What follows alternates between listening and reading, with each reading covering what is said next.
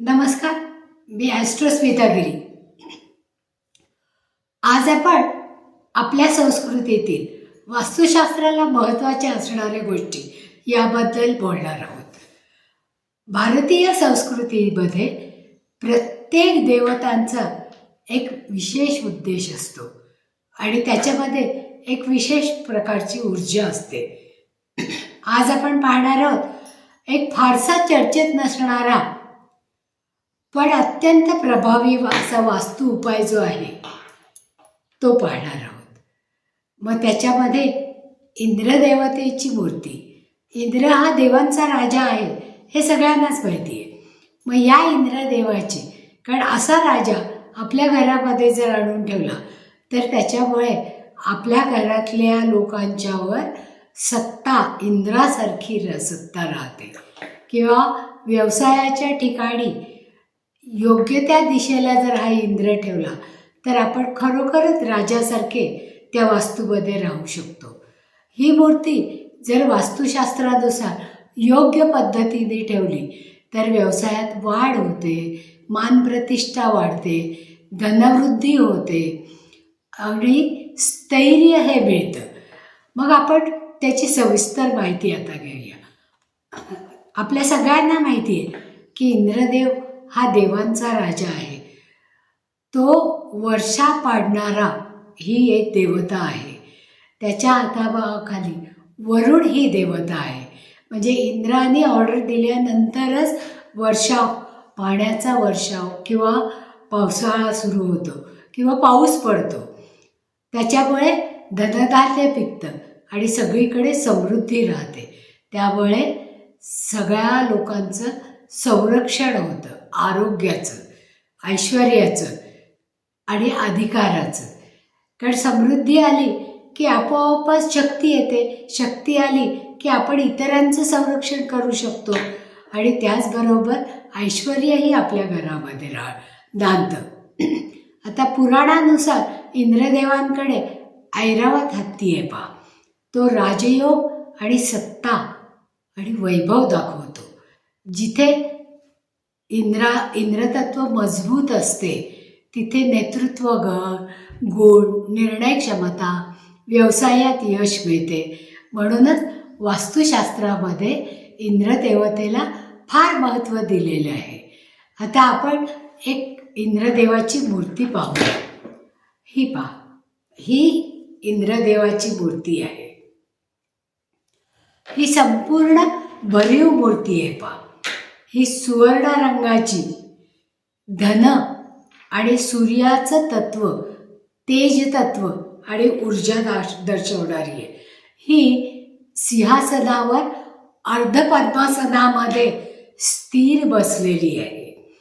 ही मूर्ती जर आपण घरामध्ये ठेवली तर वास्तुदोष निघून जातो किंवा निर्माण होत नाही.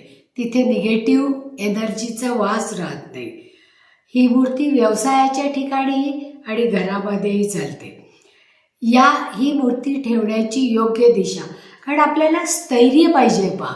स्थैर्य म्हणजे पृथ्वी तत्व. त्यामुळे ही इंद्राची प्रतिमा भरीव आहे.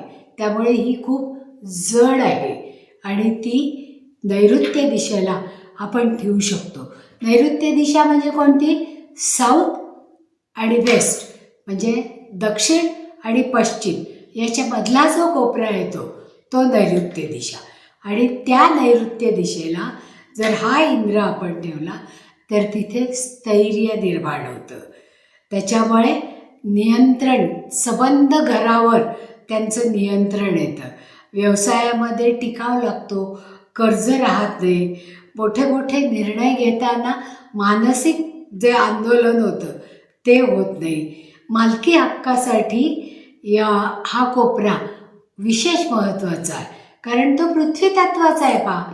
आणि तिथे पृथ्वी तत्वावर जर आपण इंद्रासारख्या देवतेची स्थापना केली किंवा इंद्राची मूर्ती ठेवली तर ती अत्यंत फलदायी ठरते.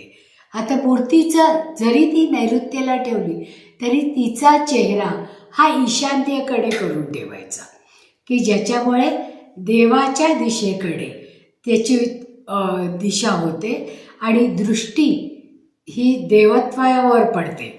म्हणजे त्यामुळे ईशान्य दिशेमधली एनर्जी ही वाढवली जाते. त्याच्यामुळे नवीन संधी येतात, नवीन अपॉर्च्युनिटीज, नवीन नवीन शोध लागतात, व्यवसायाचा विस्तार होतो, धनप्रवाह वाढतो, अडचणी ज्या येतात व्यवसायामध्ये त्या दूर होतात. नैऋत्य कोपरा प्लस ईशान्येला केलेली दृष्टी यामुळे हा संगम व्यवसायामध्ये फार शुभ आणि महत्त्वाचा मानला जातो, की ज्याच्यामुळे ऑफिसमध्ये मालकाच्या केबिनमध्ये, दुकानामध्ये, कॅश काउंटरमध्ये किंवा घरामध्ये स्टडी रूममध्ये किंवा पण ही मूर्ती जमिनीवर ठेवायची नाही. ती मूर्ती स्टडी रूममध्ये ठेवताना तिजोरीजवळ ठेवायची, की ज्याच्यामुळे त्याच्यातली धनसंपत्ती आकर्षून घेतली जाते. आता कुठे ठेवता येत नाही ही मूर्ती, तर बेडरूममध्ये ठेवता येत नाही, बाथरूममध्ये ठेवता येत नाही आणि स्वयंपाकघरात ठेवता येत नाही. या ठिकाणी ही इंद्राची मूर्ती मुळीच ठेवायची नाही. ही इंद्राची मूर्ती इतकीच स्वच्छ, इतकीच सोनेरी आणि इतकीच तेजस्वी दिसायला पाहिजे. ही मूर्ती जमिनीवर ठेवायची नाही.